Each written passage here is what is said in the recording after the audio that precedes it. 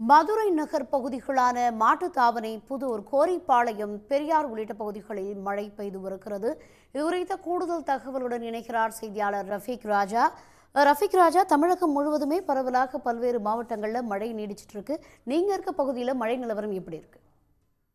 நிச்சயமாக தென்மேற்கு பருவமழை துவங்கிய நிலையில் தமிழகத்தை பொறுத்தவரை தென் மாவட்டங்களான தென்காசி, திருநெல்வேலி, மதுரை, விருதுநகர், சிவகங்கை பகுதிகளில் கனமழை எச்சரிக்கையை இந்திய வானிலை மையம் நேற்றே அறிவித்திருந்தது. இதனைத் தொடர்ந்து மாவட்ட நிர்வாகங்கள் பல்வேறு கட்ட முன்னெச்சரிக்கை நடவடிக்கைகளை எடுத்து வருகின்றனர். குறிப்பாக தென்காசி, மதுரை, திருநெல்வேலி போன்ற பகுதிகளில் மாவட்ட நிர்வாகம் பல்வேறு முன்னேற்பாடுகளை எடுத்து வருகின்றது.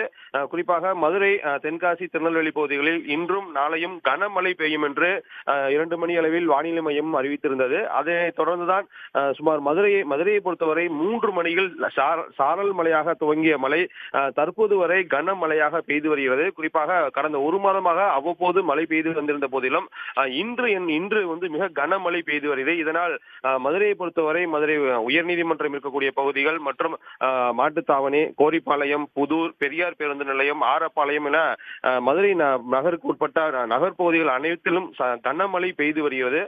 சமீபத்தில் பெய்த மழையை விட இன்று பெய்யக்கூடிய மழை என்பது மிகுந்த கனமழையாக இருப்பதால் தெருக்கள் முழுவதும் வாகனங்கள் செல்ல முடியாத அளவுக்கு சாலைகளில் வெள்ளம் கரைபுரண்டு ஓடி வருகின்றது.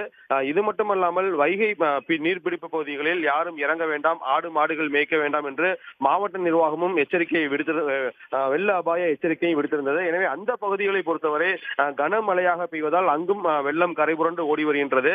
ஆக மொத்தத்தில் கடந்த மாதங்களில் வெயில் வாட்டி வதைத்து வந்த நிலையில் இந்த கனமழை என்பது மதுரை மக்களை மிகுந்த மகிழ்ச்சிக்கு உள்ளாக்கி உள்ளது.